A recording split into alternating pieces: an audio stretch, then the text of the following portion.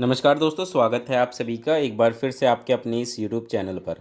आज की इस वीडियो में हम पढ़ने वाले हैं operant conditioning theory of BF Skinner.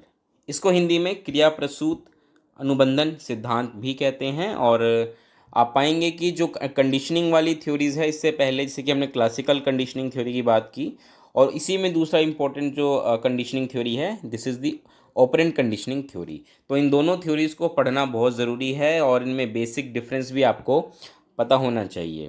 Video की शुरुआत करते हैं। जैसे कि सबसे पहले हम बात कर लेते हैं बीएफ स्किनर के बारे में, जिन्होंने इस थ्योरी के बारे में बात की थी, इन्होंने बताया था इस थ्योरी के बारे में। तो अगर हम बात करें बीएफ स्किनर की, तो एक अमेरिकन साइकोलॉजिस्ट थे और ये बिहेवियरिस्ट जो स्कूल ऑफ साइकोलॉजी है उससे बिलोंग करते हैं। बिहेवियरिस्ट जो वो होते हैं जो कि मेनली व्यवहार को इम्पोर्टेंस देते हैं, ह्यूमन बिहेवियर को ज़्यादा इम्पोर्टेंस देते हैं, और जो भी उनकी थ्योरीज़ है बेसिकली वो इसी पर डिपेंडेड हैं सारी। और ये सोशल फिलोसोफर भी हैं। इनकी जो मेन फील्ड ऑफ स्टडी है ये साइकोलॉजी एंड रेडिकल बिहेवियरिज्म, ये उसके बारे इस पर भी उन्होंने काफ़ी स्टडी किया है, रेडिकल बिहेवियरिज्म के ऊपर। और जैसा कि हम सभी जानते हैं कि वो फेमस किस लिए, ऑपरेंट कंडीशनिंग थ्योरी जो इन्होंने दी थी। ये इनकी तस्वीर है, आप देख सकते हैं, ये बीएफ स्किनर है। आगे बढ़ते हैं, बात कर लेते हैं कि ऑपरेंट कंडीशनिंग थ्योरी होती क्या है। क्लासिकल कंडीशनिंग थ्योरी और ऑपरेंट कंडीशनिंग थ्योरी में एक बेसिक डिफरेंस होता है रेनफोर्समेंट का। जब हम क्लासिकल कंडीशनिंग थ्योरी पढ़ रहे थे तो वहाँ पे हमने देखा था कि रेनफोर्समेंट जैसी कोई चीज़ होती नहीं है। ठीक है, वहाँ पे एक स्टिमुलस होता है, उस स्टिमुलस को देखकर कोई व्यक्ति या कोई जानवर व्यवहार करता है। लेकिन यहाँ पर इस थ्योरी में ऐसा नहीं है। ऑपरेंट कंडीशनिंग यहाँ पे क्या है, यहाँ पे स्टिमुलस इतना इम्पोर्टेंट नहीं है, बल्कि ना के बराबर ही होता है। मेन होता है रेनफोर्समेंट। और उसके लिए भी क्या होता है कि पहले जो इसमें सब्जेक्ट है, यानी कि जो व्यक्ति है, जो बच्चा है, उसको थोड़ा सा एक्टिव होना होता है, थोड़ा सा वो एक पॉजिटिव बिहेवियर दिखाता है, उसके बाद उसको रेनफोर्समेंट दी जाती है। अभी हम डिटेल में डिस्कस करेंगे इसके बारे में। ये इसको इंस्ट्रूमेंटल कंडीशनिंग के नाम से भी जाना जाता है, और दूसरा नाम इसका याद रखिएगा, टाइप आर कंडीशनिंग। इसको टाइप आर कंडीशनिंग भी कहा जाता है। मेनली जो ये थ्योरी है ये based on law of effect है। लॉ ऑफ इफेक्ट जो कि थॉर्नडाइक द्वारा दी गई थ्योरी थी, जिसमें कि उन्होंने कहा था कि कोई भी व्यवहार रिपीट होगा या नहीं होगा, ये डिपेंड करता है उसके रिज़ल्ट पे, कि उसका रिज़ल्ट कैसा है।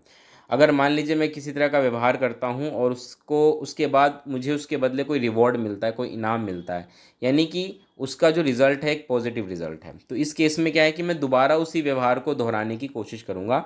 लेकिन अगर उस व्यवहार की वजह से मुझे किसी प्रकार की पनिशमेंट, सज़ा दी जाती है, तो मैं उस व्यवहार को दोबारा दोहराने से बचूंगा। तो ये था लॉ ऑफ इफेक्ट, और इसी को बेस बना करके ऑपरेंट कंडीशनिंग थ्योरी जो है बीएफ स्किनर ने दी थी। ऑपरेंट कंडीशनिंग तब होती है जब एक learner, when a learner behaviour is followed by a consequence और रेनफोर्समेंट, यानी कि जब किसी लर्नर का व्यवहार उस कंसिक्वेंस के आधार पे फॉलो होता है या रेनफोर्समेंट के आधार पे आगे बढ़ता है, तो वहाँ पे ऑपरेंट कंडीशनिंग होती है। पहले हम एक जो एक्सपेरिमेंट है, जो कि बहुत ही फेमस एक्सपेरिमेंट है, स्किनर बॉक्स एक्सपेरिमेंट, उसको डिस्कस कर लेते हैं। स्किनर ने बहुत सारे जानवरों पर प्रयोग किए थे, जिसमें कि सबसे फेमस चूहा और जो कबूतर है उसका एक्सपेरिमेंट फेमस है। उन्होंने हर एक जानवर के लिए एक बॉक्स बनाया था खास तरह का, जो कि ऑलमोस्ट सिमिलर ही थे। ये जो यहाँ पे आप तस्वीर देख रहे हैं ये स्किनर बॉक्स के नाम से जाना जाता है, और ये स्पेशली जो चूहा आपको दिख रहा है इसके लिए डिज़ाइन किया गया था।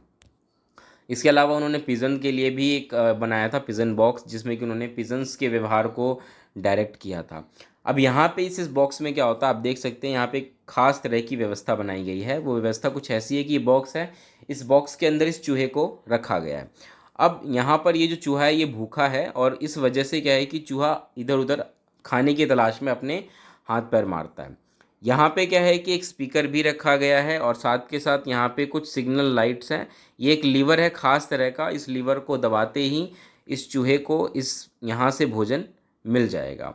तो ये कुछ खास प्रकार की व्यवस्था बनाई गई थी इस चूहे के लिए, ताकि वो खाने तक पहुँचे। अब खाने तक ये कैसे पहुँचता था, शर्त ये थी कि इस चूहे को इस लीवर को दबाना होगा, और जैसे ही इस लीवर को दबाएगा इसको खाना मिलेगा।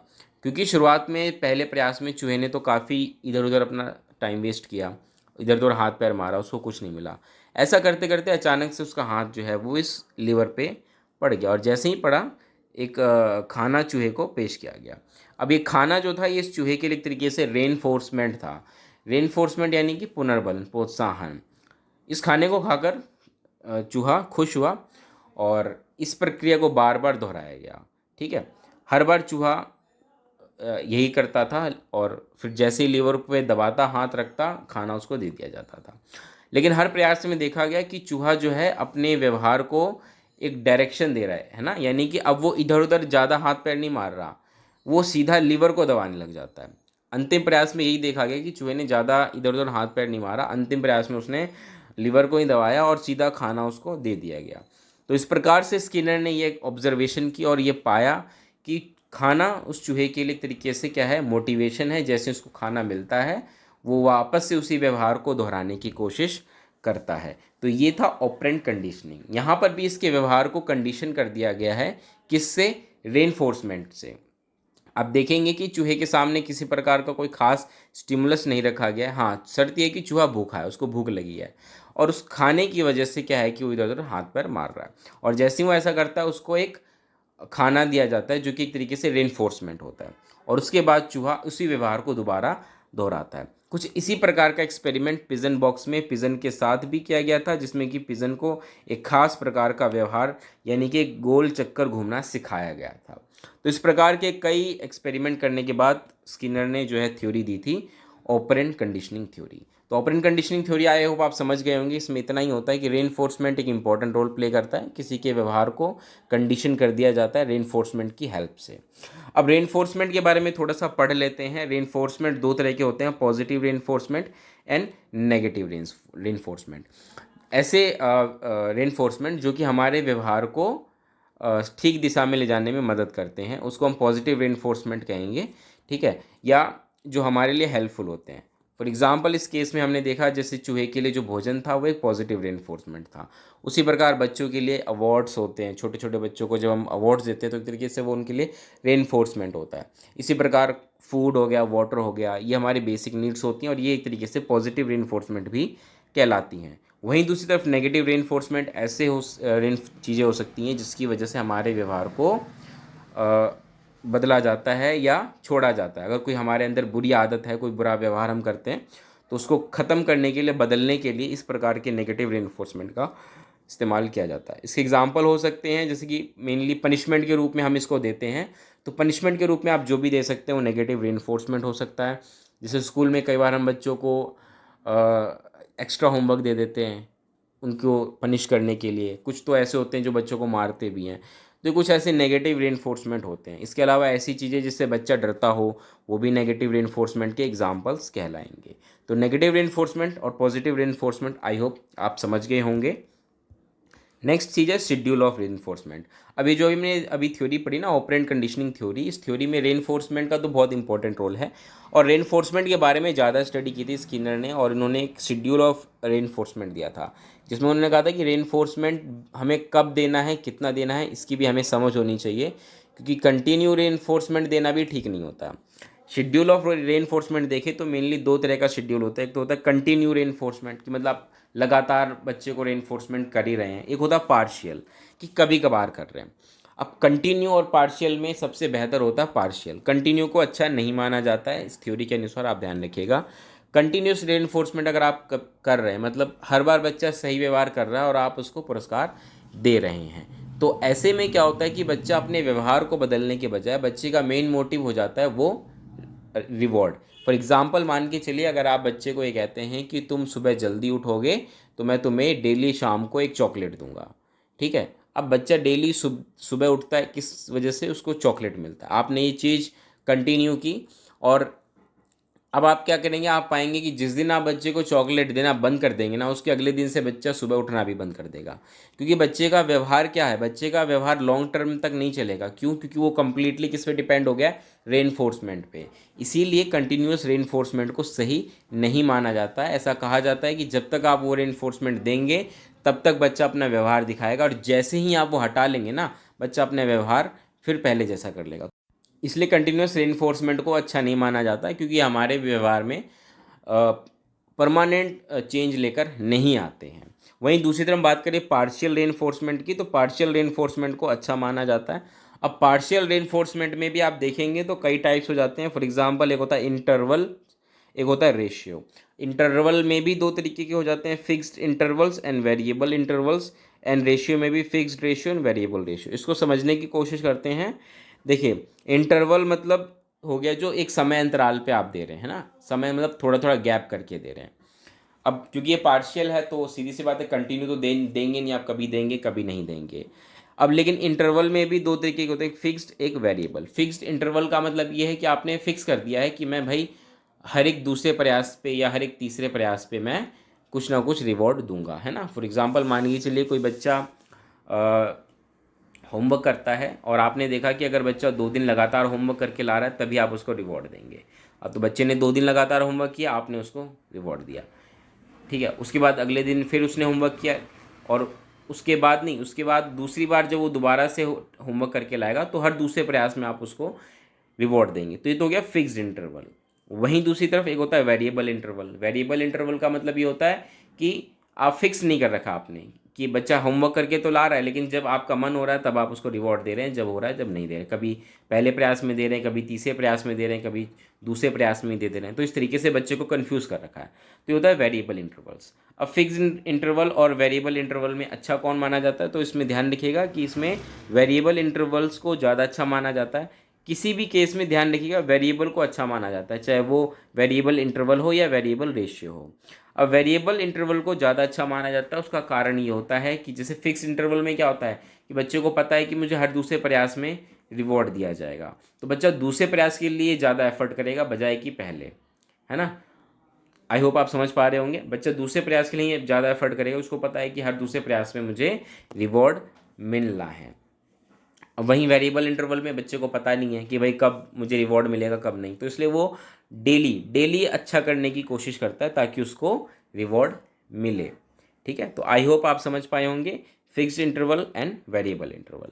वहीं दूसरी तरफ हम बात करेंगे रेशियो की, कि fixed ratio and variable ratio.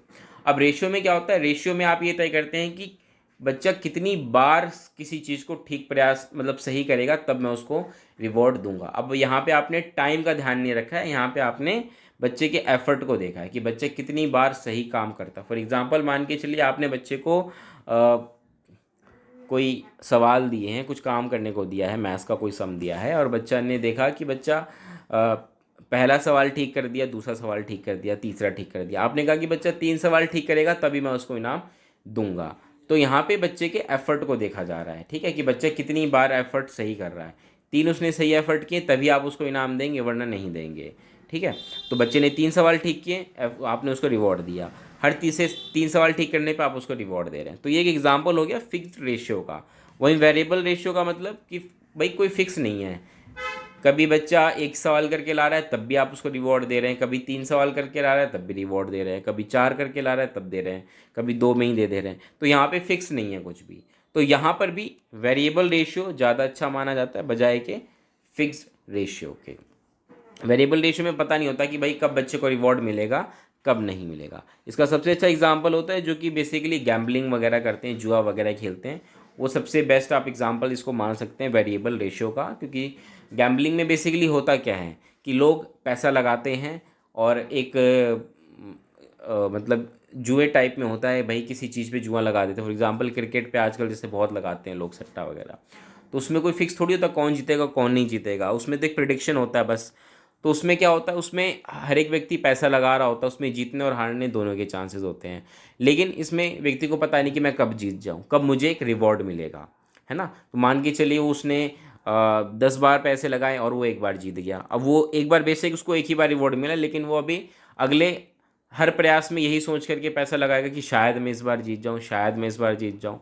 तो वो कंटिन्यू पैसे लगाता रहेगा, चाहे वो 100 बार पैसे हार जाए तब भी वो 101 बार पैसे लगाएगा, क्योंकि उसको ये उम्मीद बनी रहेगी कि मैं कभी ना कभी तो जीतूंगा। तो ये एक एग्जाम्पल है वेरिएबल रेशियो का, जहाँ पे उसको फिक्स नहीं है कि भाई कब रिवॉर्ड मिल जाए, लेकिन इस उम्मीद में कि मिलेगा वो हर बार एफर्ट करता रहता है। तो इस प्रकार से आपने देखा किस प्रकार इंटरवल्स एंड रेशियो दो तरीके के पार्शियल रेनफोर्समेंट होते हैं। तो इसको ध्यान से अच्छे समझ लीजिए, इससे ज़्यादा इसमें कुछ खास है भी नहीं। ऑपरेंट कंडीशनिंग थ्योरी में सबसे इंपॉर्टेंट रोल है रेनफोर्समेंट का। चलिए दोस्तों, इस वीडियो में हम इतना ही रखते हैं। आई होप आपको वीडियो पसंद आई होगी। पसंद आई तो ज़रूर लाइक करिएगा। मिलेंगे अगली वीडियो में, तब तक के लिए नमस्कार, धन्यवाद।